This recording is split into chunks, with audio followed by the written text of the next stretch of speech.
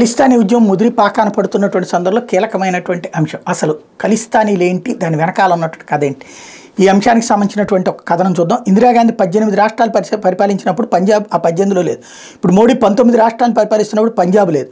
British వాళ్ళు భారతదేశం అంతటా పాలించినప్పుడు పంజాబ్ చివరిగా ఆ పాలనలోకి వచ్చింది. మరియు వెంటనే స్వేచ్ఛ కోసం పోరాటం ప్రారంభించింది.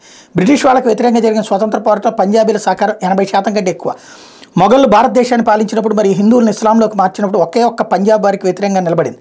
మరియు గురు తేగ్ బహదూర్జీ 9వ గురువు, అలాగే గురు గోవింద్ సింగ్ జీ తండ్రి వాళ్ళ మద్దతు కోసం ఢిల్లీలోని చాందినీ చౌక్లో తన ప్రాణాలను అర్పించారు.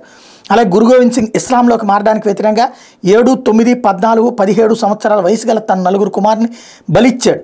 అతని పెద్ద కుమారులు సాహిబ్ జాడే, అట్లాగే చమ్కౌర్ సాహిబ్ పీబీ వద్ద మొఘళ్లకు వ్యతిరేకంగా జరిగిన యుద్ధంలో తమ ప్రాణాలను త్యాగం చేశారు.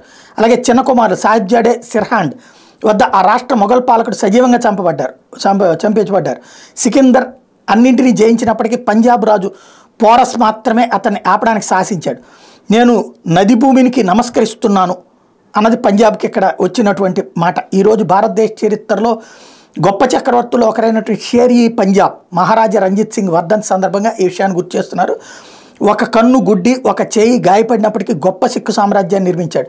అసమాన సిక్కులను ఒక రాజ్యంగా ఏకం చేసి పంజాబ్, కాశ్మీర్, లడఖ్ మొత్తం వాయు ప్రాంతాన్ని కవర్ చేసే సామ్రాజ్యాన్ని నిర్మించారు. హరిసింగ్ నల్వా, దేవాన్ మొకం చంద్, వీర్ సింగ్ దిల్లాన్, జోరావర్ సింగ్ వంటి సమర్థులచే సేన కూడా ఏర్పాటు చేయబడింది. ఆధునిక సైన్యాన్ని కూడా నిర్మించారు.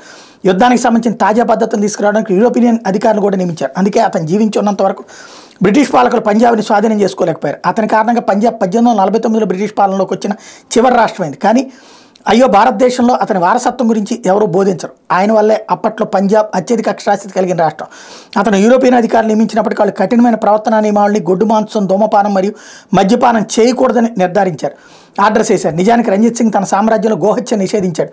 భక్తుడైన సిక్కు మతం గురించి ఎప్పుడూ విభేదించలేదు. అతని ఆస్థానం మరియు సైన్యం 2 సమాన సంఖ్యలో హిందువులు, సిక్కులు, ముస్లింలు నిజమైన లౌకిక రాజు. అతని ఆర్థిక మంత్రి హిందూ బ్రాహ్మణ్, అతని ప్రధానమంత్రి డ్రోగ్రా, అతని విదేశాంగ మంత్రి ముస్లిం. అతను స్వర్ణ దేవాలయాన్ని కూడా పునరుద్ధరించాడు, దానికి బంగారు పలకలను ఇచ్చాడు. మరియు వాళ్ళ పుణ్యక్షేత్రాలు మరియు దేవాలయ పునరుద్ధరణ కోసం అప్పటి హిందువులు మరియు ముస్లింలకు కూడా సమానమైన బంగారాన్ని ఇచ్చాడు. గురు గోవింద్ సింగ్ గౌరవార్థం పాట్నా మరియు నాందేడ్లో గురుద్వారాలు నిర్మించారు. ఈ 2 పంచతక్తుల్లో ఒకటిగా పరిగణించబడతాయి. గొప్ప యోధుడు, సమాన సామర్థ్యం మరియు తెలివైన పాలకుడు, నిజంగా గొప్ప మానవుడు కూడా. రంజిత్ సింగ్ ప్రపంచ చరిత్రలో ఆఫ్ఘన్లను జయించిన ఏకైక రాజు. అమెరికా మరియు రష్యా యొక్క ఆధునిక మిలిటరీలు కూడా సాధించలేకపోయారు. చివరికి మొఘళ్ల ప్రవేశాన్ని నిరోధించారు. ఇది అసలు ఇట్లాంటి సమాచారాలు హిస్టరీ ఎవరు పంచుకున్నటువంటి నేపథ్యంలో ఈ సమాచారాన్ని అందిస్తున్నారు.